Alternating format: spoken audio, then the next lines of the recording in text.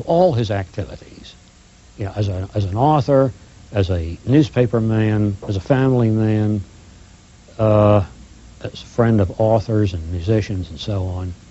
And, you know, this is what you have in this volume. Then, of course, I had to settle down to the job of annotating, because many of the people he mentions, most, I suppose, many of the events he talks about, would have meant little or nothing to today's readers.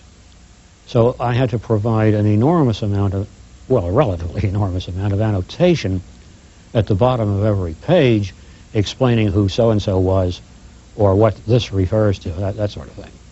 Where did you do that? Everything was done at the Pratt Library in Baltimore. I never had to go anyplace else for any information I needed. And as you were doing this, who helped you make sure that, who edited you? Well, no one really, until I submitted the manuscript to the publisher. The reason I ask you that is you mentioned in the introduction, let's see if I can find it, I owe to Vincent Fitzpatrick, assistant curator of Pratt's Mencken Room, who knows more about its contents than any other person on earth. With him, I could discuss any problem that arose and any doubt in my mind. This is what I want to ask you about. He read the first draft of this introduction, disagreed vigorously with some of the things in it. What did he disagree with? Well, you know, I don't remember all of them because this was more than a year ago. But what kind of things? I mean, and I assume, is he a real expert on H.L. Mencken? Yes, indeed he is. He disagreed with my flat statement that Mencken was an anti-Semite, among other things. That's just one example. And why would he, based on what you read here, that it's rather clear how he feels about it? I can't say. Yeah. Are there people that are worried that this will do great damage to H.L. Mencken? There are, yes. No question about it. And will it?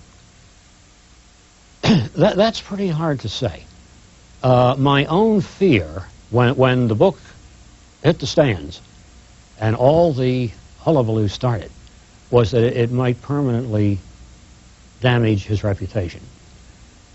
Now I'm not so sure. I really believe that he will survive in spite of the new material that's come out about him. I say that because the American language, for example, is still one of the greatest works of scholarship of our time. His 3-volume autobiography, The Day's Books, still makes the most delightful reading you can imagine. He still remains one of the most important and influential critics in the first half of this century. All that is there, and you know, the things in the diary don't change that.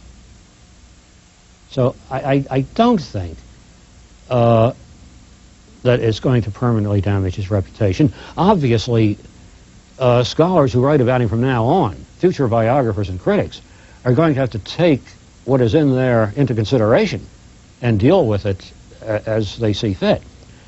But you know, I still think his reputation will survive. Now, if somebody wants to go see the rest of these diaries for any reason, is it available? Are they available? They're in the Pratt Library. You know, you would have to be engaged in some kind of scholarly research involving them to get permission to see them. So you just can't walk in and say, I want to see the rest of them? No. Why are they so cautious with that? Why don't they bind them, put them in on the shelf, and let anybody come in and look at them? Because well, first of all, the reason they didn't let anybody see them originally was because, you know, there was always the thought in mind that eventually they might be published. And the library wished to hold their contents in reserve until such time as it was published. Now that a portion of it has been, the restrictions, so far as I am aware, still apply on the unused portion of it, because there's always the possibility that someday the diary may be published in its entirety. There are no plans for this at the moment. But somewhere down the road, a university press may want to publish the total diary in a relatively limited edition for the use of scholars.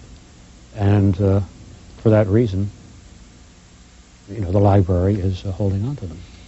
Who gets the profits? The Pratt Library. And what do they do with that? Does it go right into the Mencken section of the library, or or do you know? I really can't answer that question. If you go to the Pratt Library, what kind of a area is set aside for Mencken alone? There is a Mencken room on the 3rd floor. What's in it? Mencken kept every sheet of paper, I think, that he ever typed on. In that room are the volumes bound in blue Morocco bindings, which must have been extremely expensive even then, of all his books, all his magazine articles and newspaper columns. I spoke of the Monday articles, which ran from 1920 to 1938. There are 18 big volumes, each one containing a year's Monday articles, his original manuscripts and the cutouts of the article from the paper. There's an enormous amount of his correspondence. And then his personal library of quite a few thousand volumes was also bequeathed by him and is in the Mencken room. Here's a photograph of him with a cigar in his mouth. Is that one of his trademarks? Oh, yes. Yes, he always had a cigar in his mouth. Where was this picture taken? That is in his 2nd floor study, the house on Holland Street, looking out the front window across to Union Square, across the street. What have they done with his house? His house is now a Baltimore City Museum. It has been restored so far as possible to what it was when he and his brother August lived there. It is open to the public. Right now, an effort is being... there was a picture you showed earlier of him in the backyard garden. Right now, they're trying to restore that garden to what it was in his time.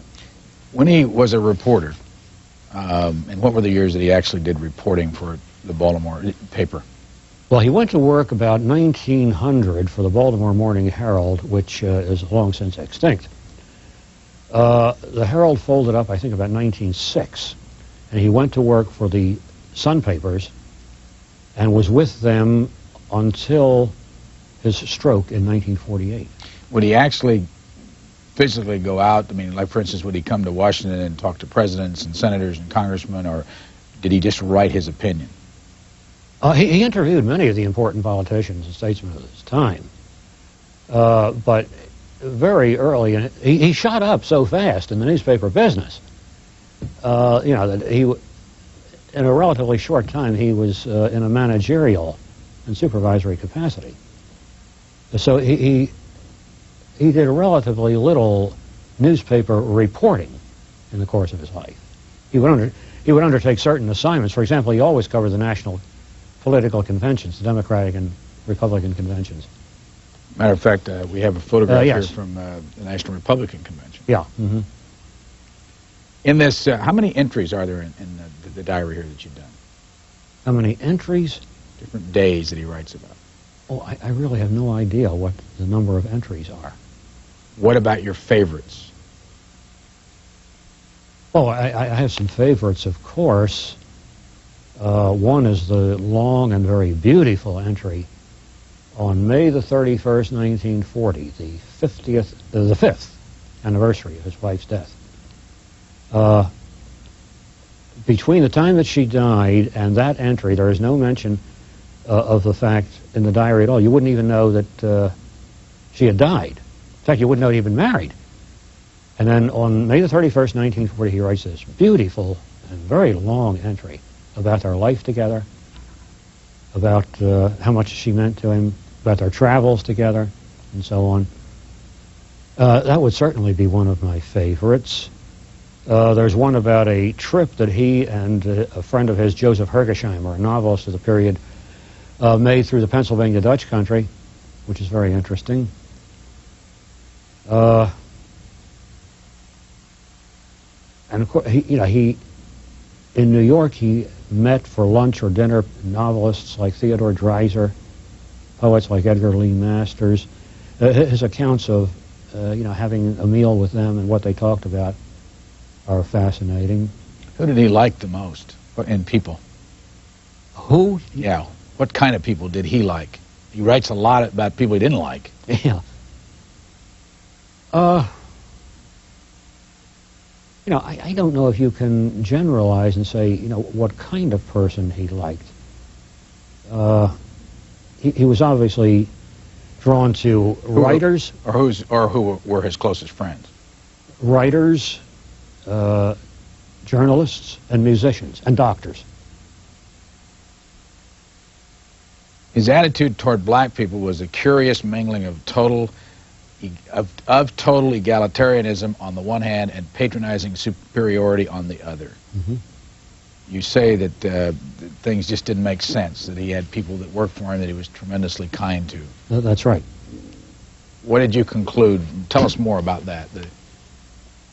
Mencken published black writers in the American Mercury at a time when there were very few markets for the work of black writers.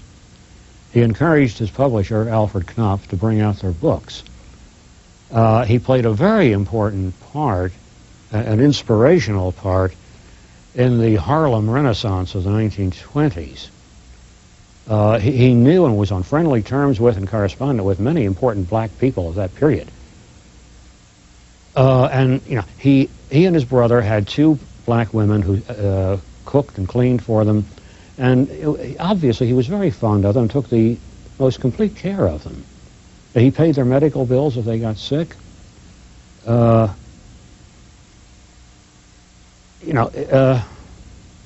you have what I call the egalitarianism.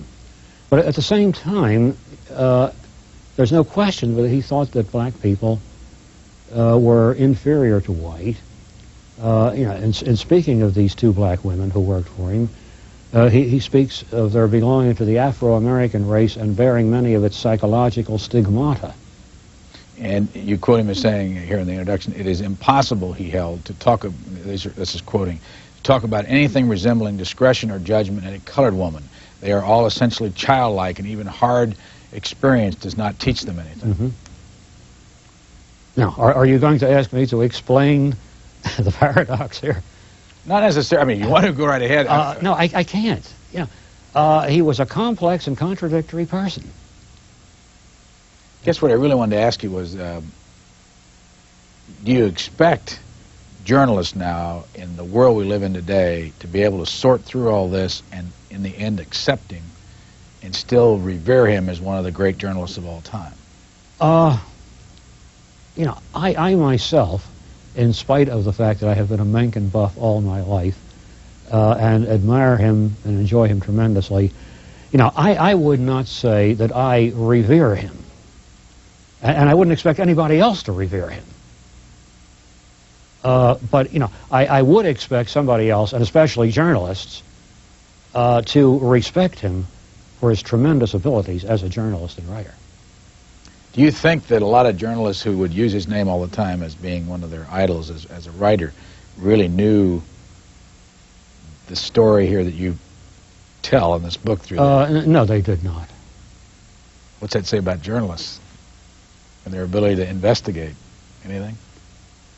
Well, perhaps so, but you have to remember that they had no access to this anyway. But you said when we started this that it should come as no surprise if you'd ever read Mencken over the years.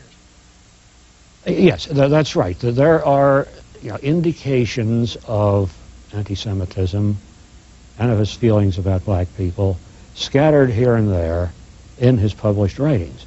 But, you know, I think that most of us, you know, I was one of them, just skimmed over this and ignored it and did not let it get in the way of our admiration for him.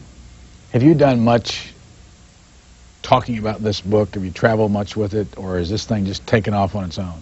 It's pretty much taken off on its own. I've had quite a few interviews with newspaper people and radio talk shows and on television. What are the questions you're asked the most often? How do I account for the anti-Semitism and the racism? If somebody gets this book and looks in it, are there going to be some surprises based on, you know, lots? I mean, I've got here a stack of paper of all the reviews and everything that's been done, but are people going to be surprised by things that have not even been touched? I mean, are there major stories in here from your perspective that no one's written about that No, I wouldn't say so. No major stories.